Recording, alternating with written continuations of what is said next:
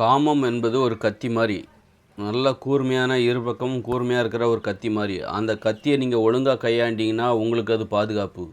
தவறாக கண்ணா பின்னான்னு கையாண்டிங்கன்னா அது உங்களை வீழ்த்திடும், அதுவே உங்களுக்கு எதிராக மாறிடும். அதனால் ஒரு காம விஷயத்தில் நீங்கள் பலவீனமாகக்கூடாது. முறையான வழியில் அந்த காமத்தை பெற வேண்டும், காம இன்பத்தை பூர்த்தி செய்ய வேண்டும்.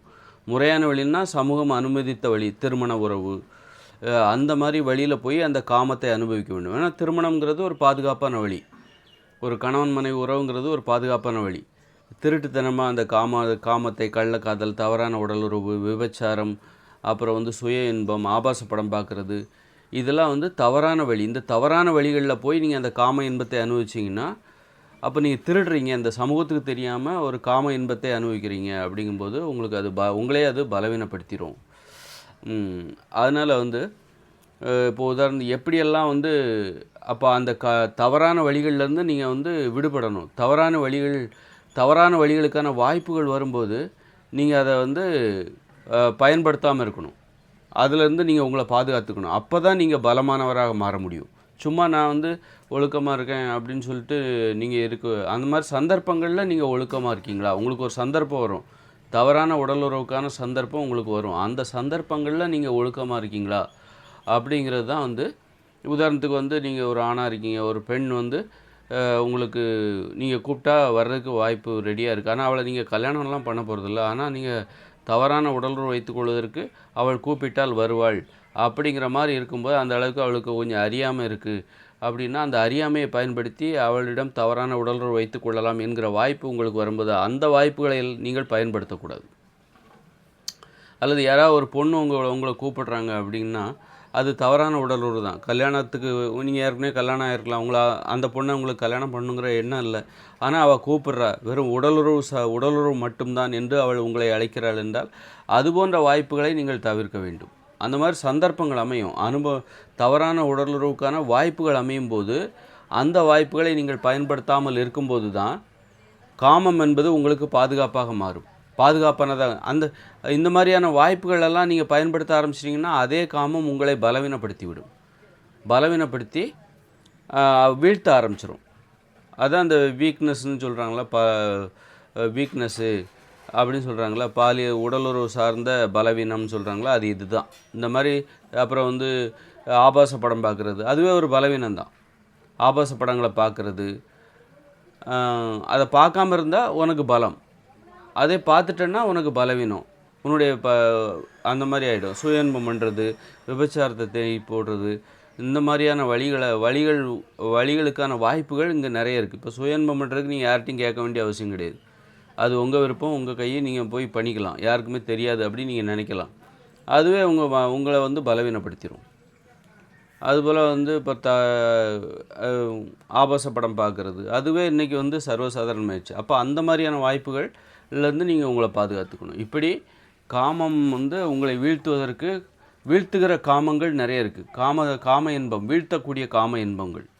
அப்போ அதுலேருந்துலாம் நீங்கள் உங்களை தடை பண்ணிக்கிட்டு முறையான வழி மூலம் அந்த காம இன்பத்தை நீங்கள் பெற வேண்டும். முறையான வழின்னா சமூகம் அனுமதித்த ஒரு வழி, அதாவது திருமண உறவு, கணவன் மனைவி இருவரும் வைத்துக்கொள்கிற அதன் மூலம் காம இன்பத்தை பெறும்போது அது உங்களுக்கு பலமானதாக இருக்கும். தவறான வழியில் போய் அந்த காம இன்பத்தை பெறுவது என்பது திருடுறது மாதிரி தான். தவறான வழியில் பணம் சம்பாதிச்சா எப்படி இருக்கும்? பணம் சம்பாதிச்சா பணம்ங்கிறது நம்மளை பலப்படுத்தும். அப்படின்னா அது முறையான வழியில் சம்பாதிக்கிற பணம் தான் உங்களை பலப்படுத்தும். முறையற்ற வழியில் நீங்கள் பணத்தை சம்பாதிச்சிங்கன்னா அதுவே உங்களை அந்த பணமே உங்களுக்கு அப்போ நீங்கள் பண விஷயத்தில் பலவீனமாக இருக்கீங்க, அதனால் அதுவே உங்களை வீழ்த்திடும். அதனால் தவறான உடலுறவுக்கான வாய்ப்புகள் வரும்போது நீங்கள் சரியாக அந்த வாய்ப்புகளை பயன்படுத்தி நீங்கள் உங்களை செம்மையாக்கி கொள்ள வேண்டும்.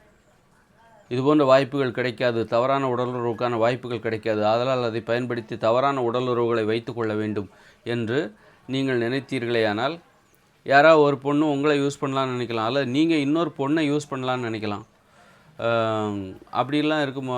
ஒரு பொண்ணு ஒரு பையனை யூஸ் பண்ணிக்கலாம், இவன் அப்பாவியாக இருக்கிறான், ஏமாந்தவனாக இருக்கிறான், அப்போ இவனை உடலுறவுக்கு யூஸ் பண்ணிக்கலான்னு ஒரு பொண்ணு நினைக்கலாம்.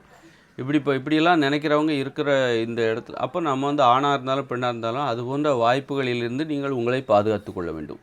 முறையான வழிகளில் மட்டுமே நீங்கள் நம்பிக்கை வைக்க வேண்டும். காம இன்பத்தை பெறுவதற்கு நீங்கள் முறையான வழிகளில் மட்டும்தான் நம்பிக்கை வைக்க வேண்டும். அப்போ தான் நீங்கள் அந்த காமம் உங்களை பலப்படுத்தும். உங்களை வந்து பலப்படுத்தும். நீங்கள் அந்த காமம் சார்ந்த குறைபாடுகள் வராது. தாம்பத்திய குறைபாடுகள் வருது. இந்த ஆண்மை குறைபாடு, அப்புறம் பெண்மை குறைபாடு அப்படின்லாம் இருக்குல்ல நிறையா, அதெல்லாம் வராது. அதெல்லாம் வர்றதுக்கு காரணமே இந்த பலவீனம்தான் காரணம்.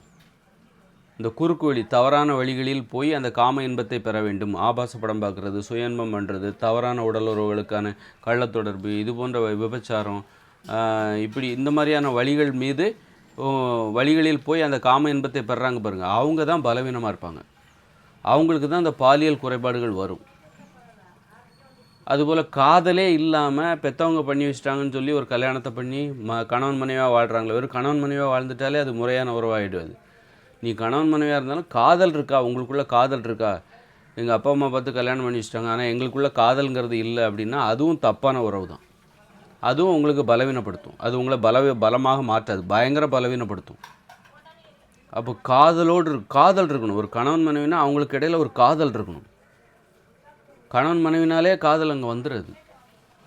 காதல் இருக்கிறதா இல்லையா என்று பார்த்து, காதல் இருக்கிறவராக பார்த்து கல்யாணம் பண்ணிக்கணும். அவங்களுக்கு இடையில் இருக்கிற அந்த காமம் இருக்குல்ல, அதுதான் அவர்களை பலப்படுத்தும்.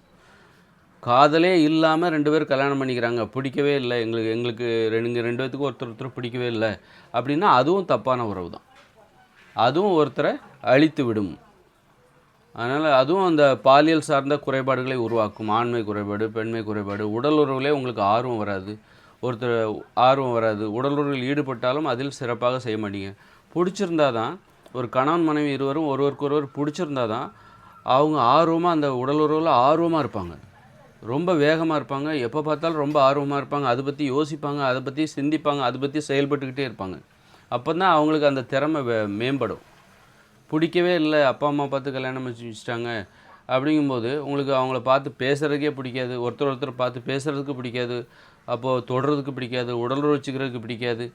உடலுறவு வச்சுக்கிற அந்த எண்ணிக்கை கூட குறைஞ்சிரும். ஒரு வாரத்துக்கு ஒரு வாட்டி, ஒரு மாதத்துக்கு ஒரு வாட்டி, கடைசியில் அது தேவையே இல்லை அப்படிங்கிற மாதிரி ஆகிடும். அதான் குழந்தை பிறந்தாச்சே, இனிமேல் என்னத்துக்கு அப்படிங்கிற மாதிரி ஆகும்போது அது சார்ந்த அனுபவம் எதுவுமே இல்லாமல் போகும்போது அது சார்ந்த அறிவும் உங்களுக்கு சுத்தமாக இல்லாமல் போய் அது குறைபாடுகளுக்கு தான் வழிவகுக்கும். அந்த பாலியல் குறைபாடுகளுக்கு தான் அது வழிவகுக்கும்.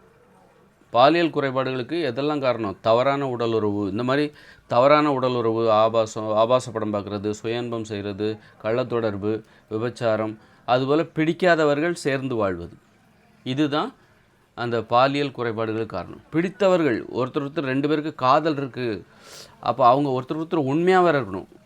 பிடிச்சிருக்கு, 2 பேருமே 2 பேருக்குள்ள காதல் இருக்குது, ஆனால் உண்மையாக இருக்க மாட்டேங்கிறாங்க, கள்ளத்தொடர்பு வேறு இருக்குது அப்படின்னா அதுவும் அவர்களை அவர்களுக்கும் அது பலவீனமாக மாறி அவர்களே அதை அழித்து விடும். அதனால் பிடிச்சிருக்கணும், காதல் இருக்கணும், அப்புறம் உண்மையாக இருக்கணும். அப்போ தான் அந்த காமம் என்பது உங்களை பலப்படுத்தும். அப்படிலாம் இல்லாமல் உண்மையாக இல்லை, எங்களுக்கு இடையில பிடிச்சிருந்தாலும் நாங்கள் உண்மையாக இல்லை அப்படிங்கும்போது அதுவும் உங்களை வந்து அழிச்சிடும். பிடிக்காமல் 2 பேர் சேர்ந்து வாழ்கிறீங்க அப்படின்னா அதுவும் உங்களுக்கு தாம்பத்திய குறைபாடுகளை ஏற்படுத்தும். பிடிச்சிருக்கு, உண்மையாக இருக்கிறோம் அப்படிங்கும்போது, ஒருத்தர் உண்மையாக இருக்கிறோம் அப்படிங்கும்போது அப்போ தான் அவங்களுக்கு வந்து அந்த காமம் என்பது அவர்களை பலப்படுத்துகிற ஒரு விஷயமாக மாறும். அவங்களுக்கு குறைபாடுகளே இருக்காது, தாம்பத்திய குறைபாடுகளே இருக்காது.